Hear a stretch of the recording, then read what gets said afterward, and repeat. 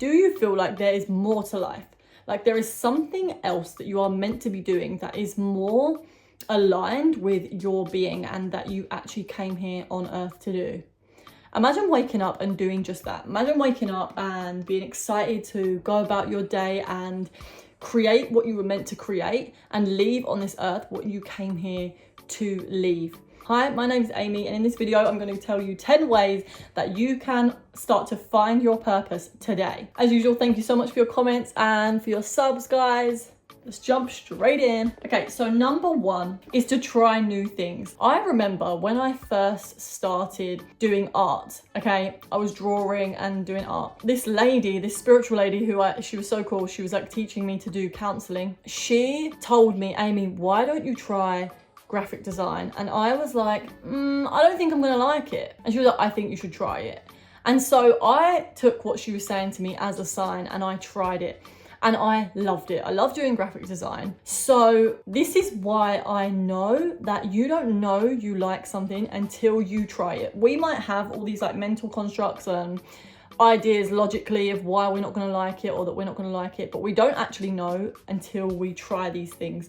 So try things and use your intuition of what you need to try. Listen for signs of things that you should try and then observe yourself when you're doing it. When you do try new things, ask yourself the questions, what do I like about doing this? And what do I not like about doing this? And then you can use that information to sculpt what you're going to be doing next. So that's what I did. It's not necessarily that I want to be a graphic designer, but I take the things that I love from graphic design and I use them in my little mission my big mission that I am here to carry out on this earth. Number two is notice what lights you up. And I kind of already mentioned this, but this is a game changer, guys. Really start to notice what gets you driven, what gets you excited, what makes you not stop talking. Notice when you're having conversations with people, when you start to get so energized and you're just like talking off people's ears, maybe. Like this is how it manifests for me sometimes when someone asks me about astrology or we start talking about spirituality or they want to know my recent experience with meditation. I'm like, da, da, da, da, da. I just want to keep talking and I get so excited. And that's how I know that my mission is linked to these things and speaking about these things. I also love to research about this stuff and it just lights me up when I get to do it. So this is all to do with passion, fire, energy. What gets you going in that way? When do you feel that fire in your belly and that excitement? For every person, it's going to be completely different. And this is the beauty of being on earth in your body, in your incarnation, because it's just so cool at how we're all so different. We're also similar, but we're also different. And those little differences are going to be what are linked to your mission on this earth. Number three is stop distracting yourself. And this is a journey because we all know that earth is full of distractions in this period of time.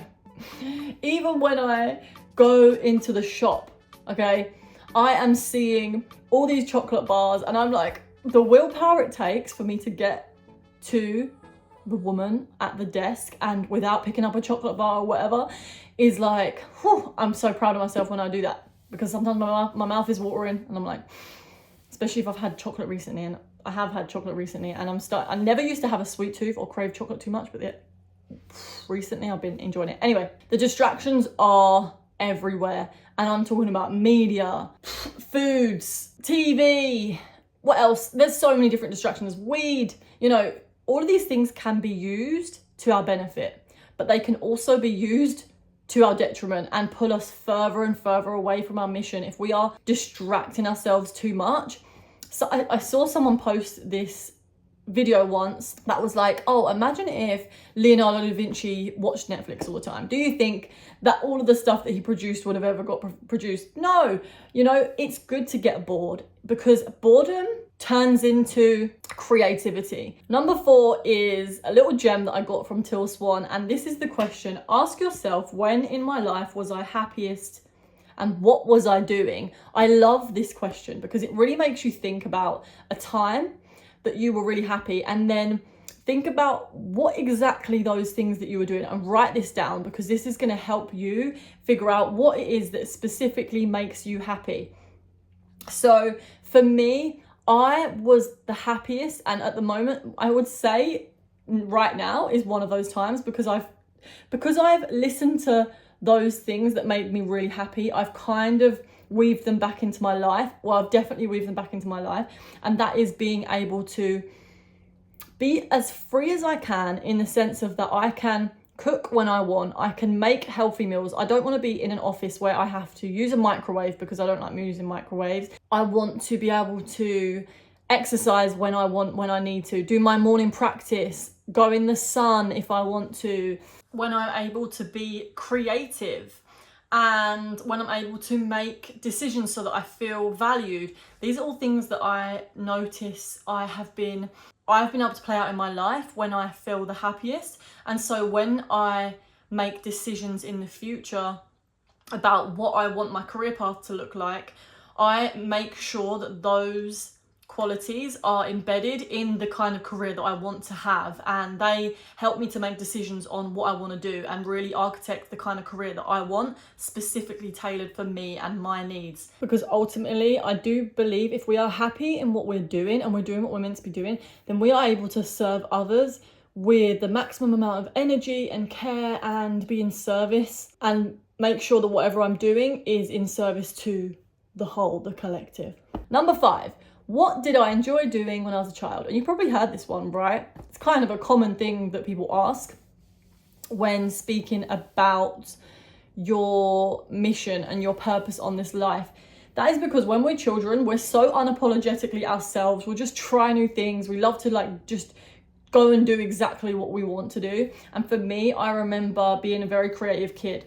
I used to make videos. I used to go on Photoshop. I used to absolutely be obsessed with Photoshop. I used to love drawing. I used to love making art. I used to love going into my garden and creating potions, that I would call it, and I would get a wheelbarrow out and put in every single thing I could find in the garden and mix it all together. Come on, guys, you know you've done that too. Let me know if you've done that in the comments. It used to be the most fun thing ever. So I also used to love being outside, playing in the garden. But all these things that I had cut out of my life through this section of my life, I started to bring back, doing a little bit of art, because I actually completely forgot that I was creative. And when I started asking myself this question, I was like, I was actually very creative when I was a kid. And that's when I realized I am creative. And then I started bringing all that creative stuff back, and it was one of the best things I did in my life. Okay, number 7. This is a little bit more of a spiritual one. I mean, everything's spiritual, right? I don't know. This one is to ask every morning. You can say out loud or in your head, I set the intention to know my purpose. Or maybe you could say the affirmations, I know my purpose on this earth. And then see what comes to mind. See what little inspirations you get to do next. Or you can say another affirmation I thought of, which was, I know my purpose on this earth, and I work in alignment with it every day. I know my purpose on this earth, and I make decisions that are in alignment with my greater mission on this earth every day. Or I make decisions that are in alignment with my greatest mission on this earth every day. If you start saying these things every morning, I guarantee your life will start to shift, and your decisions will start to shift, and you will start working towards every day being more in alignment with your mission. Number 8 is deal with any resistance that you're having. So if there is something that you at the moment know you would love to do, or that excites you, and you might have these thoughts of doubt or fear that it's not going to work out, or you're not good enough, or you're not ready, whatever it is, because we all, by the way, have this. Every single person, okay, I can't say for every single person, but most people on this earth, most people that step out of their comfort zone into going for their dreams, following their dreams, have this. I have this all the time. I literally just overcome a few days ago this whole day of me feeling like I wasn't going to succeed and all these thoughts, but I chose not to align with those thoughts and carry on anyway, because why not? I don't want to align with those thoughts. I don't want to be manifesting any of those thoughts. So I choose new thoughts. But anyway, deal with that resistance. And when I say deal with that resistance, I say listen to it. Ask, where is this resistance coming from? What does it need you to know? What can you do in order to Clear this resistance. Make sure you're listening to every part of yourself and what it is saying, and then make a decision that is going to be in the best interest of all of these parts of yourself. So you're not leaving any part of yourself out. And I will give you an example. The other day, I was feeling really stressed about the work I was doing. I mean, I was really feeling stressed. I wanted to make a YouTube video. I was feeling really stressed, and I had this feeling of resistance in the form of stress. So I closed my eyes, went into a meditation, and I asked myself, what is this resistance? And the resistance that I was having was a stress that was coming from not knowing my financial situation. So I hadn't worked in my income and my outgoings. I hadn't worked any of that out. So this stress was almost like telling me we don't have enough money, we don't have money. It wasn't even that I didn't have enough money coming in. It was nothing to do with that. It was the fact that I didn't know what it was. So where I was able to listen to that voice in my head, I was able to make a decision, which was literally just to sort out my finances, look at my finances for the next few months. And once I had that little voice in my head, was able to rest and chill, and then I was able to go about my day calmly and normally. So another example is like, if you're having thoughts that's like, I'm not good enough, I don't know enough about this, really look into that. Is that something that is true? Is it something, if there is something that you have learned, and you have learned this, and you know that you are doing really well, and you use whatever it is that you want to talk about in your life, and you know it, that feeling, that voice that is saying, I'm not good enough, it might just be a voice from fear and programming, and it might be that you choose not to continue listening to that voice, and not that you don't want to listen to it, but you want to choose a new thought maybe. But if that voice is coming from a place of, no, you actually don't know enough. Like, for example, I have wanted to make videos before, and I have this voice of like, you don't know enough about this, you don't know enough about this. And when I really think about it, I'm like, okay, maybe I don't actually know enough about this topic to be speaking about it online. Let me stick to something that I know enough about, if that makes sense. And whilst I am speaking about the things I know enough about, I am then learning about, diving deeper into those topics that I want to talk about. I'm making sure that I'm learning about them and researching them and practicing them in my life, so that I can make a video about those ones in the future. Number 9 is surround yourself with people that are doing what you want to do, or watching people that are doing what you want to do. And in my case, this is obviously, I love watching YouTubers. I love watching people that make videos about self-development, spirituality, psychic phenomena, altered states of consciousness, extraterrestrial, interdimensional, cosmic, anything to do with that kind of stuff is my shit. And I love to watch it. And I also love to take notes on like what these people are doing, what kind of things they're reading, who they're speaking to, like really getting into their mindset. And then that can help you to strengthen your confidence. Because if someone else comes along, let's say someone in my life, like one of my family members is like, I don't get it, like this is never gonna work. In my eyes, I'm like, okay, well, I have so much proof. My subconscious has so much proof that this works. So I don't need to worry about what people think that don't know anything about the subject, if that makes sense, or people that aren't interested in it like I am. And also, you can just learn so much from people that are doing what you want to do. Number 10 is check the things that you are currently committed to.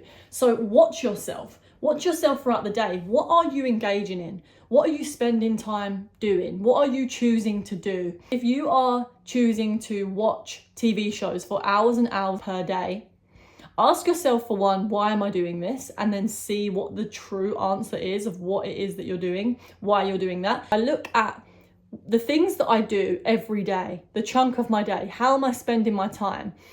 And then you can ask yourself, why am I doing this? What is the purpose of me doing this? And you'll start to get clear on the things that you're actually committed to. And then ask yourself, am I consciously committed to doing this? So when it comes to the example of the TV shows, if you are just watching TV unconsciously, you don't really know why you're watching it, then that might be something that you want to check. Because you might want to spend more time doing something that is actually going to go towards your greater mission. If you don't know your mission, your purpose, It could be that you spend, like, substitute a couple of those hours for trying new things, and that then the purpose of that could be, I'm finding my purpose and I'm trying new things to figure out what it is that I really enjoy doing. So instead of just watching TV, you're actually using that little chunk of time to go towards your purpose, and then you can feel really good, and at the end of the day, because you know that you are on track with creating the life that you actually want to create. And I hope that makes sense. And let me know in the comments, guys, if you have any more. What do you think? Let me know your thoughts. I love to speak about this stuff and get your opinions. So that is it for this video. Thank you so much for your comments. Thank you so much for your subbies. And I will see you in the next video. Hopefully. Bye.